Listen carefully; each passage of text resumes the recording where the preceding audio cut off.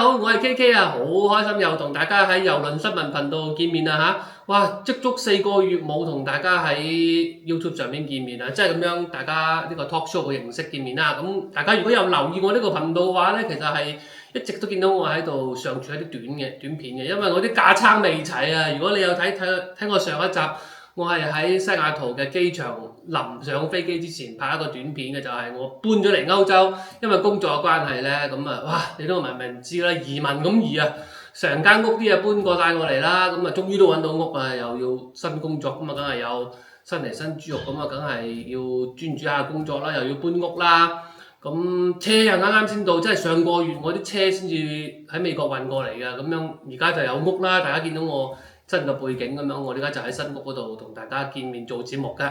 咁啊，仲有最重要咧，如果要做節目咧，就真係要啲架撐齊先得㗎。咁我啲三腳架啊、燈具啊又未嚟，咁點拍節目咧？就只係上傳啲短片。咁希望大家見諒啊嚇，咁樣因為真係太忙啦。咁啊好開心又開始拍呢個郵輪新聞頻道，咁樣又可以同大家分享一啲郵輪嘅新聞信息啊。咁今日咧同大家講一講。第二個啦，就先講一講呢個阿拉斯加嘅郵輪啊！大家如果你睇一睇時間咧，就係4月份啦，4月底咁樣。上個星期咧就諾維珍喺西雅圖出發嘅第一艘郵輪咧就 Bliss 就終於出發啦，就每一年都係 Bliss 行先嘅諾維珍。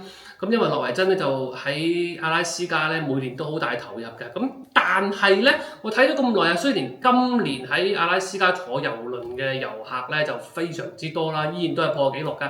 大家可以睇翻我有幾條短片，有幾個專題係講阿拉斯加㗎。如果大家係想知道阿拉斯加更多更點樣去玩阿拉斯加，記得睇翻我以前啲。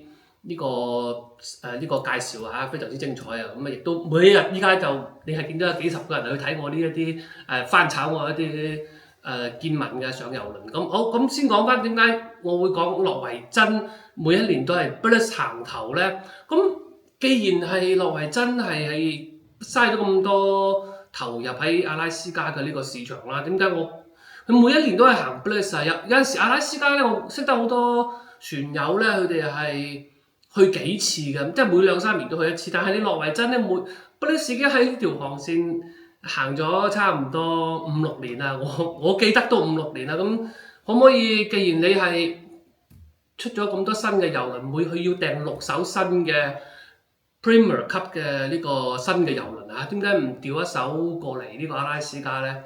咁因為呢個航線係每一年都咁爆棚嘅，咁有好多遊客咧係唔想每一年都上同一艘船。雖然 Bliss 係一艘非常之好嘅郵輪啦，又大啦，裏邊嘅設施又齊全，但係畢竟都而家你既然出咗新嘅郵輪，咁應該調一啲比較新嘅郵輪過嚟，即係最近呢4-5年款嘅咁樣，即係整啲新車過嚟行下啊嘛。咁等我哋啲遊客喺阿拉斯加都開心咁樣去，即係上一上新嘅郵輪，吸引啲新嘅遊客。好啊，如果希望諾維珍聽到我呢一個建議咧，都可以就調一艘新嘅船過嚟啦。雖然就可能都比較大陣仗咁，但係等新船新嘅呢個體驗啊嘛。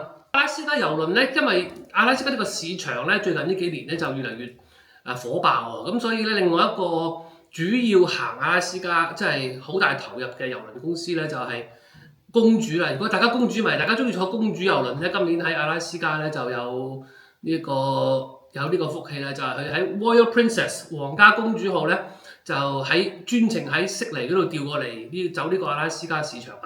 咁啊4月份到10月份咧，佢哋就Royal Princess 咧就會加入到呢個市場啦，就行阿拉斯加嘅。咁如果大家係住喺 LA 啊三藩市嘅，咁啊到呢個阿拉斯加呢個 off season 嘅時候咧，佢就會調喺 LA 出發行墨西哥㗎嚇。咁哇好少有啊！即係 Princess 咧，我印象中咧就係佢第一次係行呢一個 LA 到墨西哥呢個航線㗎。大家如果係中意坐公主，中意去裏邊食公主郵輪裏邊食嘅嘢同埋玩嘅嘢咧，就記得留意一下10月份喺 LA 出發去墨西哥㗎嚇。好，咁又講下我呢個頻道嘅一啲更新咯喎。咁大家如果可以去我啲 short 嗰度留意一下咧，其實我係有啲改變咗㗎。因為我依家喺歐洲啊嘛，咁經常都出去旅行啊，咁我咧就會經過一啲郵輪必到嘅城市咧，我都會做一啲 short 嘅簡介嘅。其實我睇開我個 short 咧，就唔係話為咗睇下呢個城市有咩咁好玩嘅，其實係你係睇下喺坐遊輪，比如話你喺巴黎落船嘅，咁你得一日時間，你喺巴黎點玩呢？其中有一系列嘅短片你可以見到咧，就係喺巴黎咧，你只能夠揀你每一日咧你只有8個鐘頭時間去玩嘅啫。咁我咧就喺呢個短片裏邊介紹下，你係可以玩到去玩到羅浮宮啦。羅浮宮一玩就玩4-5個鐘噶啦，其實時間好慢，你都係脆脆地睇呢幾個地方。蒙羅麗莎排隊都要排半粒鐘先可以見到啦。咁啊見到最後的晚餐啦，呢啲世界10大名畫之一啦，你真係你淨係睇呢2幅畫已經夠噶啦。羅浮宮一定要去睇。咁跟住去完羅浮宮隔離就係巴黎聖母院啦，大家可以見到啦。咁你行呢2個地方你就差唔多噶啦，咁就去搭呢個的士去，就只能夠搭的士或者 Uber 經過凱旋門同埋香榭麗舍大街嗰度行一行就咁上下。你8個鐘頭冇時間㗎，千祈唔好 miss 咗部船啊！咁所以咧我就重點咧就經過一啲郵輪嘅城市啦，要落船嘅港口咧，我就會帶大家去。一日裏頭可以見到啲咩㗎？又比如話，我又去到科隆港啦，搭萊茵河輪咧，就一定經過科隆港嘅。科隆港其實好多人都唔係好記得，唔知道科隆係一回咩回事啦。咁科隆其實最出名就係科隆大教堂啦，係一個世界遺產嘅遺址啦。咁你一落船咧就見到科隆大教堂啦，千祈唔好唔記得去啊！如果去科隆嘅話，咁我又經過萊茵河嘅第一站啦，搭由萊茵河輪。搭第一站就係巴塞爾啦，我亦都會帶大家上去睇下體驗一下喺巴塞爾究竟係點樣㗎。上船喺瑞士嘅巴塞爾係非常之漂亮啦。咁但係你得一日時間，又或者你係得幾個鐘頭時間喺巴塞爾上船，究竟有啲咩地方可以好玩嘅咧？記得睇呢個視頻啦。咁好快脆咯，就下個星期啦。下個星期我嘅夫外母就會過嚟探我哋啦。咁我哋就一齊去坐遊輪啦。咁大家既然我都嚟到歐洲啦，咁大家全世界第一嘅郵輪市場喺邊度啊？俾大家諗下，地中海啊，地中海咁終於都夢寐以求，人生最大嘅坐郵輪最大嘅呢個夢想就係坐地中海郵輪啊！